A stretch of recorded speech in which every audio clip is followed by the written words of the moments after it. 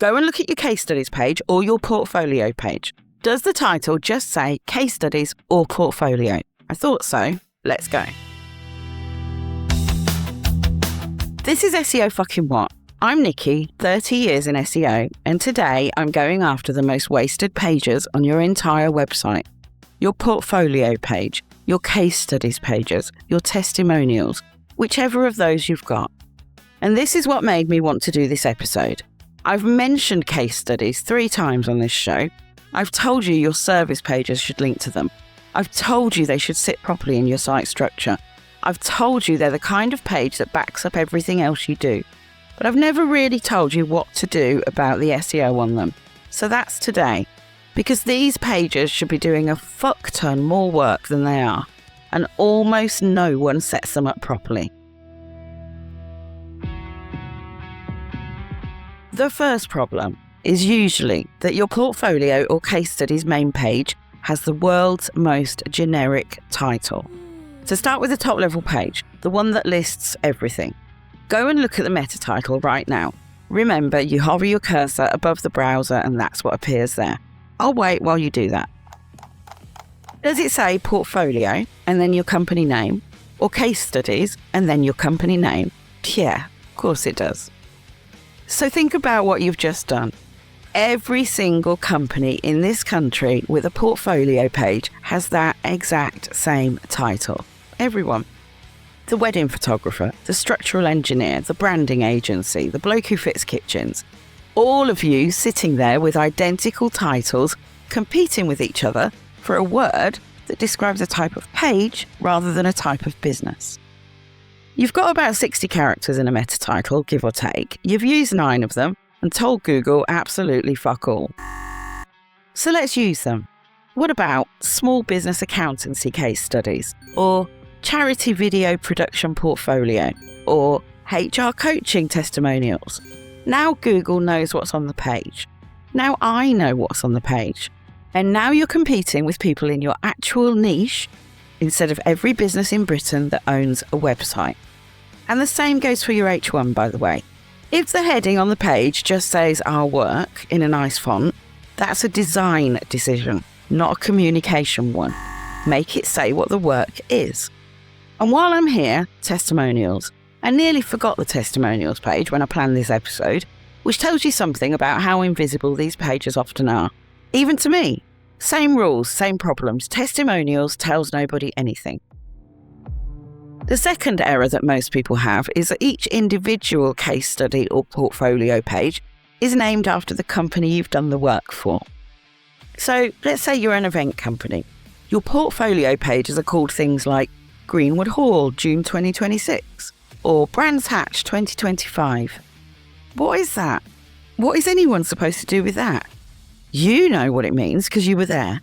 You remember that job. Google doesn't. AI search doesn't. And the person searching definitely doesn't. And there's a worse problem underneath it. If I'm searching for Brands Hatch, I want the website about Brands Hatch. I want the circuit. I want tickets or directions or what's on this weekend. I don't want an event management company that once ran a thing there. So one of 2 things happen. Either you don't rank because you're up against the actual venue and you're going to lose that fight most times, or you do sneak in somehow, I land on your page and I'm gone in 3 seconds because it's not what I wanted. No matter how lovely your photo is of the MD standing next to a Ferrari.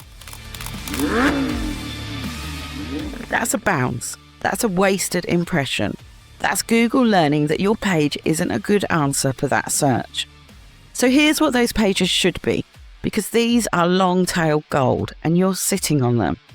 They should be things like Summer Wedding Management, Greenwood Hall, Hull, Corporate Away Day at Brands Hatch, WI Summer Fete Organisation, Downton Abbey, Hertfordshire.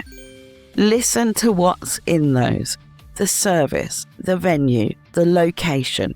You could even add it in the type of client. And now, when someone types Corporate Away Day at Brands Hatch into Google, because that is genuinely how people search when they're planning something, your page has a chance. It's not competing with the circuit's own website anymore because it's answering a different question. And this is the bit that makes these pages special. Your case studies are the only pages on your website that naturally combine a service with a sector, a location, and a real situation. Your service page can't do that because it has to speak to everybody. Your case study or your portfolio only has to describe one job. And that's where B2B search happens. Not everyone types event management company. They type corporate away day in Kent or summer wedding management in Hull. You've done those jobs, you've written pages about them, and you've called them Client Project 3. And while we're at it, let's look at some other case study crimes. These are crimes against case study and portfolio pages. I'll try and do it quickly because there is a list, and you're probably guilty of at least 3. 1, your case study is a PDF.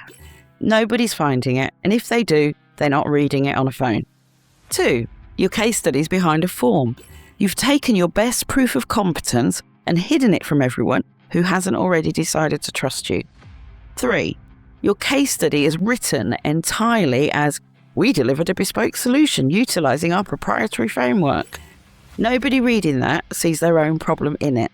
Start with the situation the client was in, because that's the bit a prospect recognises. 4, your images are called something ridiculous like image_4471.jpg, and they have no alt text on a portfolio page where the images are the whole point.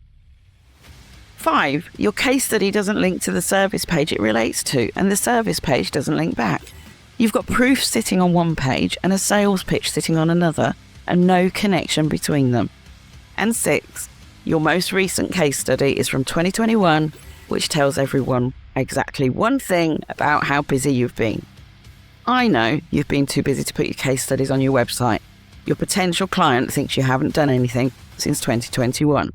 And I know there's an objection forming in your head right now, and it's the real reason most of these pages are so vague. I'll deal with it in a minute, along with what to actually do. Stay with me. Okay, so the objection is, Nikki, I can't name my clients, which is fair enough.